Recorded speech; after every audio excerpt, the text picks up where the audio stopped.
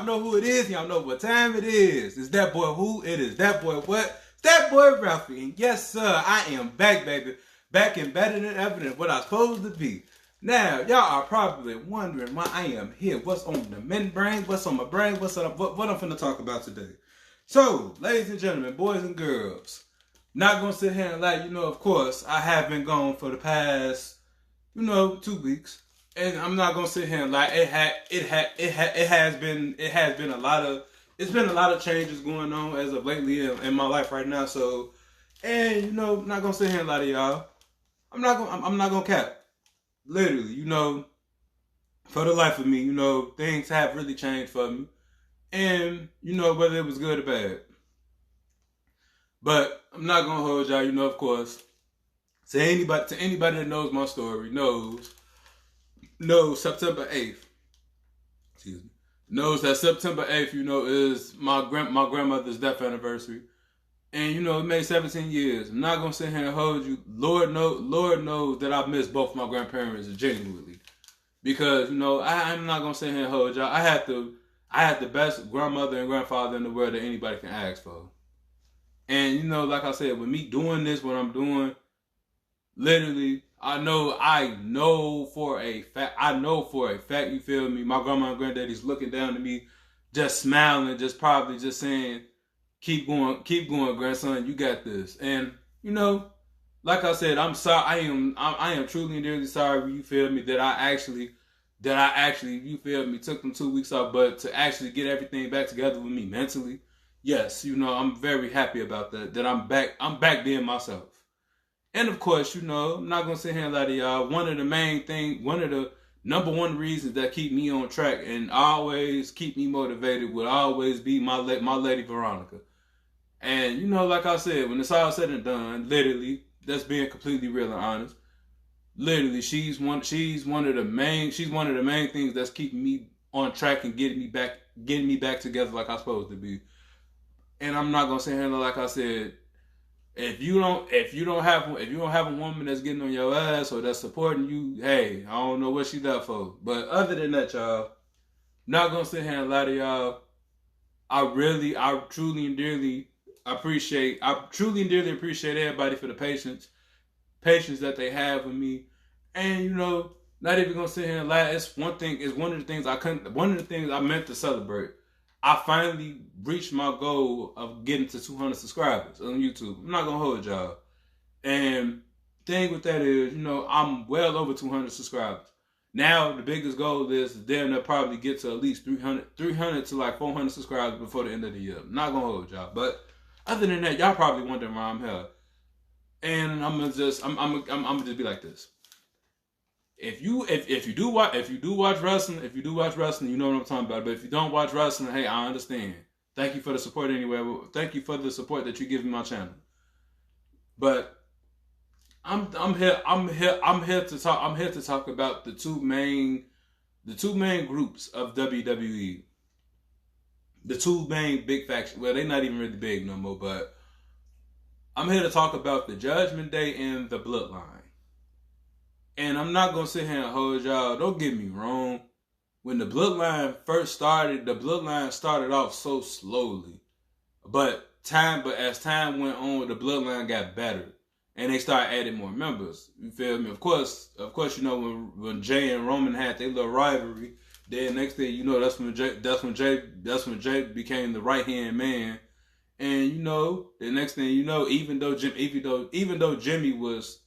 Jimmy didn't want to really, jump on board. He didn't really want to jump on board with the situation and all that. But he ended up falling in line, as Roman said. And look what happened as time progressed. The Judgment Day, the Bloodline. I'm sorry, y'all. The Bloodline actually, you feel me?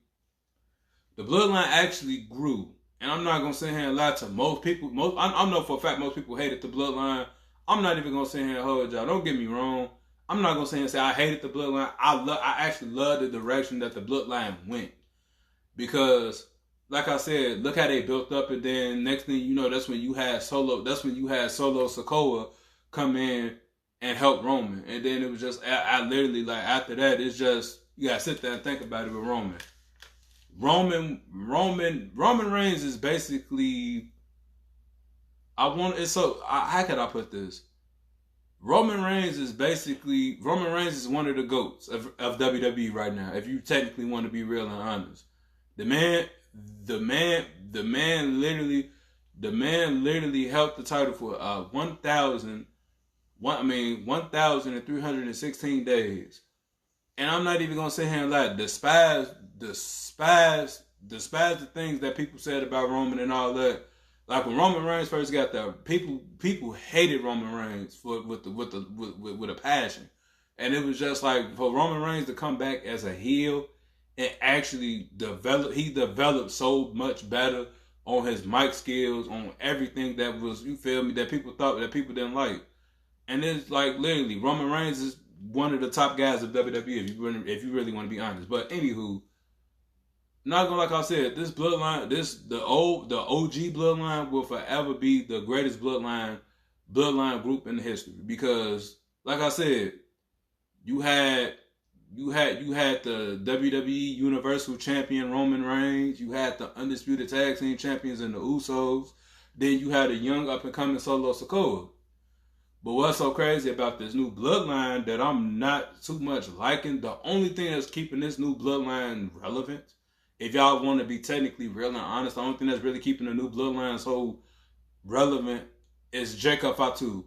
Now, to anybody that has not watched the Indies or watched MLW, Major League Wrestling, if you haven't come across anybody that has not watched any Indies or, like I said, Major League Wrestling, and most people didn't even know who Jacob Fatu was. Me, I've been watching Jacob Fatu for probably like the past few years, and I'm not gonna sit here and lie. I literally see why they call him what they call him, the Samoan werewolf.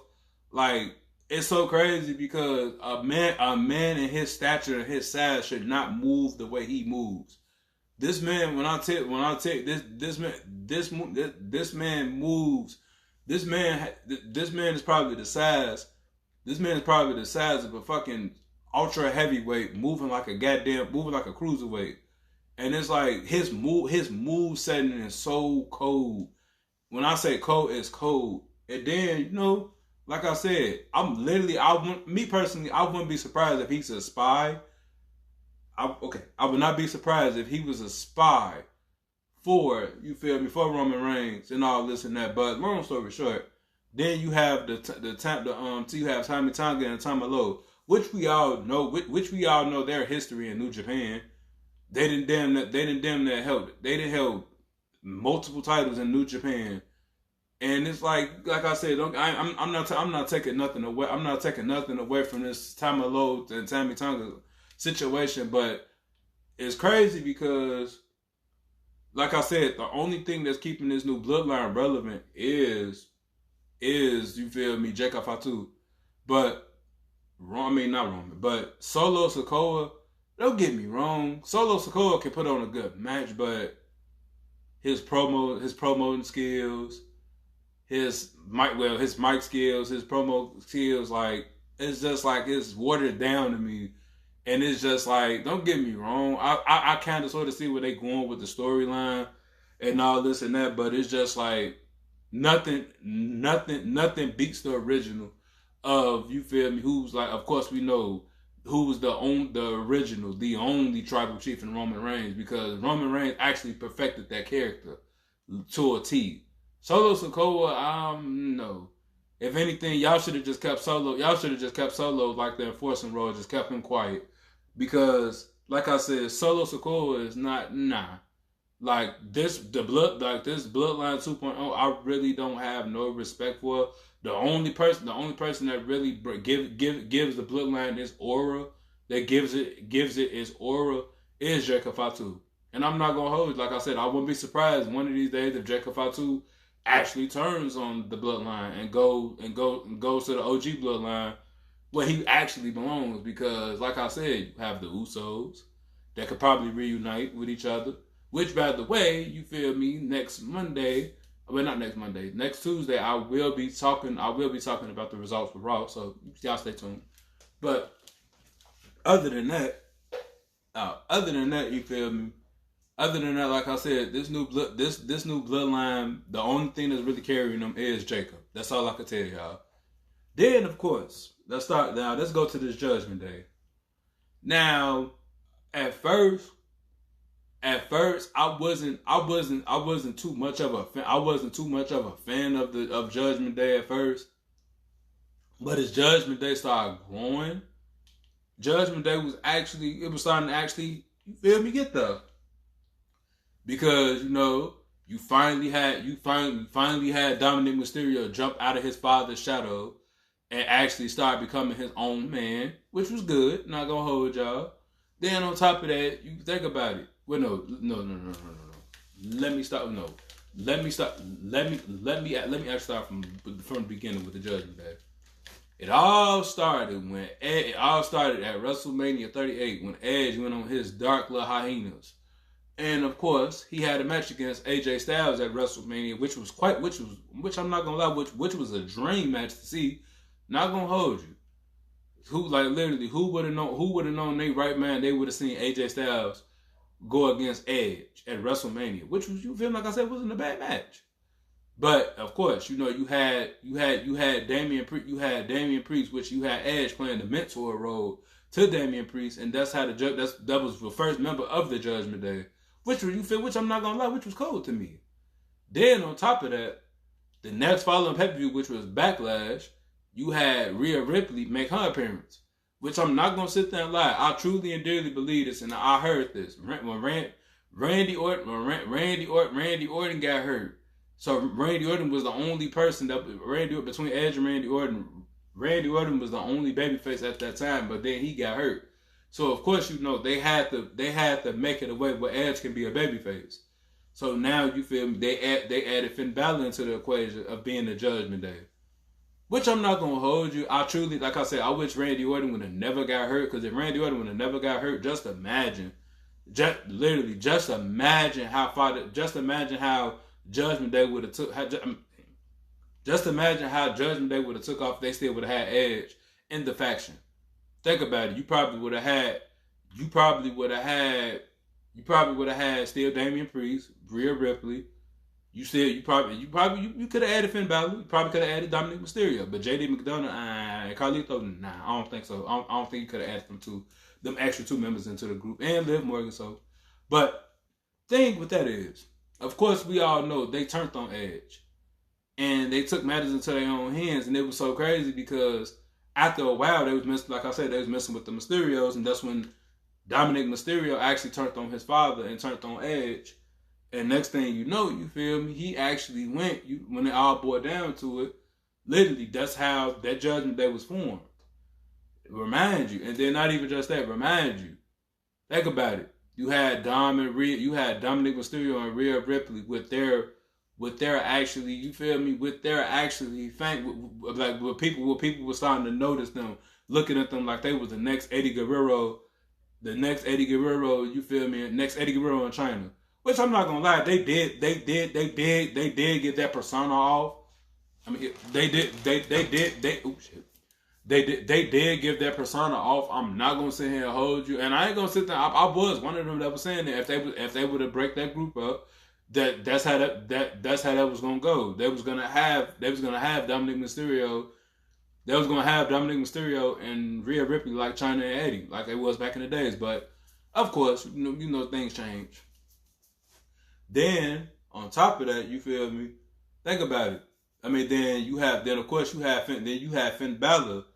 You had Finn Balor that was, you feel me, probably still one of the hottest superstars in pro wrestling, if you really want to be real and honest. Even though WWE hasn't really gave him the true potential of a push since he got injured back in 2016. He was the first Universal Champion. But what's so crazy about that situation? Then that left Damian Priest. That literally left Damian Priest trying to figure out what he wanted to do next for his career. And I'm not gonna lie, Damian Priest is an impressive athlete if y'all want to technically be real and honest. Very impressive. But then, of course, you have the uprising, you have the downfalls of these factions. And I'm not gonna lie, the uprising of Judgment Day. Think about it. You had Rhea Ripley with the women's world heavyweight title. You had Dominic Mysterio with the NXT North American title. Then of course you had Finn and Dane with the undisputed tag team championships. You feel me? I ain't gonna lie, Judgement Day was one of the hottest factions at the time. Think about it. Like I said, you got one of the best. You got one of the best women's wrestling. You got one of the best women's wrestlers on your faction, which is Rhea Ripley. You had the young up and coming, arrogant, cocky, most hated heel in fucking and sports entertainment of today, and Dominic Mysterio. Then, like I said, you had one of the hottest global superstars in Finn Balor. Then on top of that, you feel me? You had Damian Priest that was still finding himself, but as time went on, Damian Priest was getting better and better. Then of course, this past WrestleMania, that just, you feel me, WrestleMania 40, when literally after Seth Rollins lost the World Heavyweight Championship to Drew McIntyre, Damian Priest came out and cashed his Money in the Bank in. As a matter of fact, let me revert to that. What was crazy? Most people sat here and literally thought that Damian Priest was gonna fumble the Money in the Bank, and I ain't gonna sit here and lie.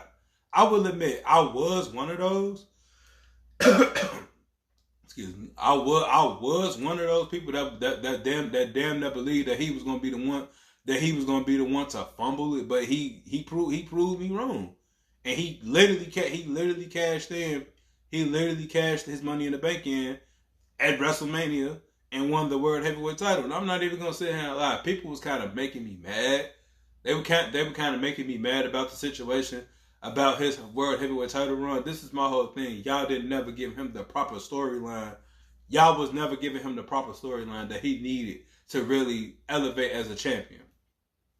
Don't get me wrong. Even though we all knew he was keeping that World Heavyweight title warm for Gunther. Let's be real, because we literally all know Triple H. I mean, Gunther is a Triple H guy. We're gonna keep that 100, but we're gonna say that for another day. But other than that, this new Judgment Day is kind of tacky and corny to me. If you technically want to be real, it's kind of like real, very tacky. Like when I say tacky, like it's like a great It's great. I call them the Great Value Day. Like this being completely real. Like Liv Morgan, like. Don't get me wrong, Liv Morgan, like, when she was a face, I was cool with that, but her as a heel, and her as being a champion, like damn near every episode of Monday Night Raw, that's all you fucking seen was her run away from Rhea Ripley. Like, I understand Rhea Ripley is a big girl, but damn, every fucking Monday you turn on the TV and look at Raw, she's, what's her name, she's literally running from her. And then not even just that, it's like the shit is starting to get very old now, because now it's just how can I put this in perspective of words? The shit, like when I say the shit is getting old, it's like every Monday Damian Priest to have a one-on-one match with either member of the Judgment Day, whether it's JD McDonough, whether it's JD McDonough, Carlito. He haven't fought Finn Balor yet, so literally, I mean, so you feel me? We wouldn't too much know about the situation, but the thing with that is, it always ends in the same result. Damian Priest, he always win the match, and then next thing you know, that's when they come in and jump them and do what they do. And then it's like now, you feel me, Jey Uso is starting to get involved into the situation, which I'm not going to lie, I don't have a problem with that. Because it's like now, hopefully, like I said, just hopefully next Monday, Jey Uso pulls the unthinkable. I'm Triple H. If you're hearing this, you feel me, whether Jey win or lose, I'm not tripping about the situation. But if you do have Jey Uso win, at least, I am begging you, please, at least let him just have his, you feel me? Let him have his Jeff Hardy moment. That's how I put it. If he does win, let him have his Jeff Hardy moment. But other than that, it's just like I said, Bad Blood is coming up, and the thing with the blood, going back towards the bloodline, one of the things that kind of shocked me was you got Cody Rhodes. You have Cody Rhodes and Roman Reigns tagging up against Jacob and Solo. Which that shit can go either way. Cody could turn on Roman, or Roman could turn on Cody and join forces. And just, you feel me, join forces with the new bloodline, but somehow, some way, Roman and Solo still find a way to fight each other. For the, you feel me, of course, to be called the rights to tribal chief. But I don't know. It's just like I said, this new bloodline, this new Judgment Day, is like they're both laid out. They're both laid out, and it's like now it's just like, don't get me wrong. Like after I'm just praying and hoping that everybody goes their separate ways with this new bloodline and new Judgment Day shit. Because don't get me wrong, like I said, with this Bad Blood pay-per-view coming up, as a matter of fact, I'm not gonna sit here and hold y'all. I would truly and dearly hope the Wyatt 6 comes after the Judgment Day. I'm not gonna hold y'all, because they broke a family up, and that's one of the things the Wyatt 6 is actually good for, to actually sit there and, you feel me, correct the things. Because look at all the hell they put that they put American made in. I would truly and dearly hope, you feel me, that I would truly and dearly hope that the Wyatt 6 will come after the Judgment Day. That's one of my wish lists to happen. Like, please come after them, so they can just, you feel me, woo this and woo that. But I don't know. Like I said, it's just like I said. Both groups don't have the aura to each other no more like they once had it before. Like I said, when the bloodline first started, when the bloodline very, very first started, come on now, Roman Reigns. You have Roman Reigns carrying, you feel me, literally carrying the WWE.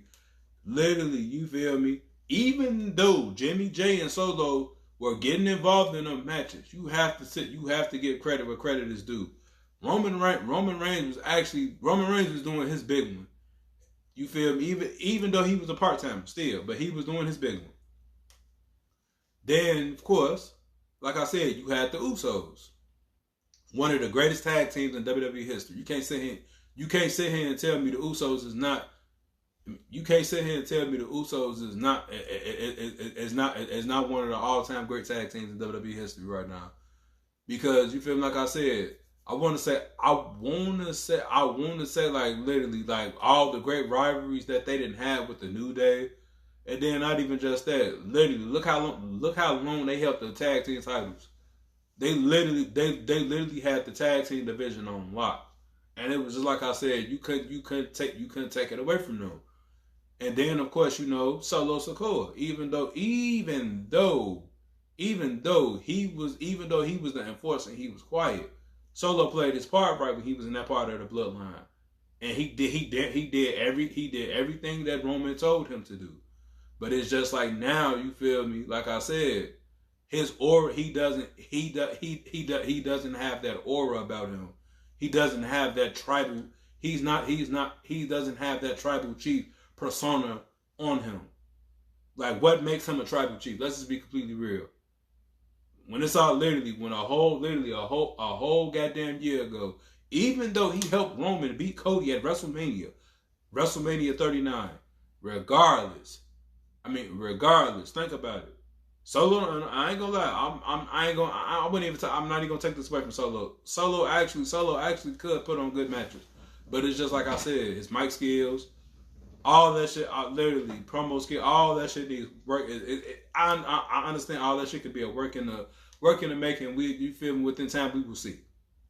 But like I said, this new bloodline is Then this new Judgment Day. Like I said, every fucking week, this is all we've been seeing. Damian Priest, it's either Damian Priest, when he beats one of them, they all jump in and start beating him and Rhea up. And it's just like, come on now. Literally. These these supposedly 2.0 groups is great value. Is great the great value that you go in the stores and go pick up. I'm like, damn. You feel me? Like, this shit is not worth the watch. You feel me no more. And it's just like I said, hopefully at Bad Blood, majority of this shit comes to an end. No, I doubt it. I doubt it. I doubt it comes to an end because down the line, like I said, down the line we are gonna get an actual OG bloodline versus the new bloodline. What you feel me? You got the Usos and Roman versus Solo, and Tommy Tonga and fucking Tama Lowe and Jacob Fatu and whoever they find as the fourth member. Hopefully it be Sami Zayn. Not gonna lie to y'all. But other than that, y'all, like I said, other than that though, you feel me? Like I said, this, how can I put this in words? And the thing is, now, how can I put this? Keeping it real with Ralphie is gonna be 2 days in a row. It's gonna be, well, not 2 days in a row. It's gonna be Tuesdays and Fridays now. So when it's all said and done, you feel me? I want y'all to be, like I said, I'm finna be a little bit more consistent with these videos. And I'm not gonna lie, sometimes I am gonna talk about wrestling. Sometimes I'm actually gonna talk about other things that's going on around the world. But I'm, like I said, and then not even just that. I know down the line, I am gonna make another TikTok that's gonna resolve just wrestling talk. But other than that, y'all, you feel me? Like I said, I'm not gonna sit here and hold y'all for me to be doing YouTube for me to be how I was with YouTube for the past 4 years. It's actually been a great run, and of course, like I said, things takes time. And I'm very patient. If you really want to be real and honest, I am a very patient person. And then, like I said, with how I am, you feel me? I know there is a God, and of course. And I know for a fact God is gonna bless me with everything that I've been doing. And like I said, I'm gonna keep pushing and keep going. Like I'm gonna keep going like I'm supposed to. And the thing is, like I said, with the people I have behind me, of course, my mother, my girl, my sister, auntie, uncle, everybody. You feel me? Just everybody in the family. You feel me? And then not even just that, to all my friends out there, I know for a fact that supported me. Literally, you feel me? Like I said, it's gonna keep motivating me and keep pushing me until, hey, like I said, I know for a fact I am gonna get that one day. So when I do get that, hey, literally.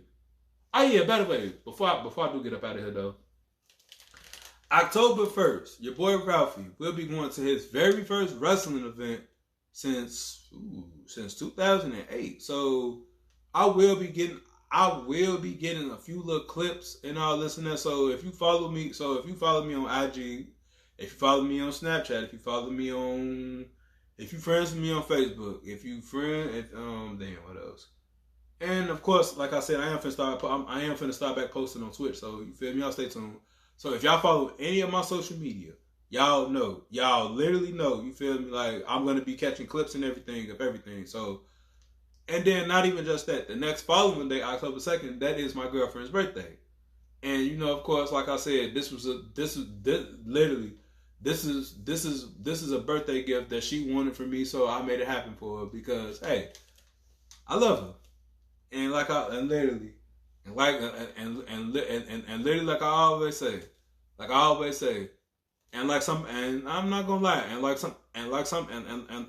one of a friend told me, happy life, happy wife. So when it's all said and done, you feel me? I'm gonna continue to make her happy just as much as she make me happy. So other than that, y'all, before I do get up out of here, I do have a shout out. So one shout out, I ain't gonna lie, I'm gonna shout him out. Not even gonna sit here and lie to you. You feel me? One of the coolest young fellas I know, and I'm sitting here talking like I'm an old head. But one of the coolest young fellas I know, and one of the coldest barbers in the city of Chicago. And you feel me? I want y'all to go. If anything, if you need a haircut, cause you feel me, you going somewhere spectacular. You feel me? You just anything, or you just need a cut, point blank period. He got you. His name, the person I am shouting out my nephew, Nico. You feel me, Nico?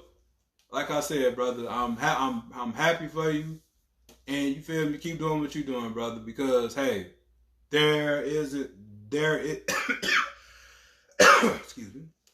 There isn't there isn't many, you feel me? There isn't many young guys like you feel me, that's out here that's humbled and, you know, patient. So, like I said, shout out to my nephew Nico. Keep your head up, brother. You got this. But other than that, your boy Raphael is finna go ahead and get up out of here. I thank y'all and love y'all for the support that y'all show me and that y'all give. And like I said, if y'all come across this video on your YouTube channel, make sure you make sure you like it. Make sure if you want to comment on it. If you want to comment on it, hell, if you want to share it. But hey, just make sure you hit that notification button so you don't miss a video with Keeping It Real with Ralph. But other than that, your boy Ralphie is gone. Thank y'all. I love y'all for the support. Peace.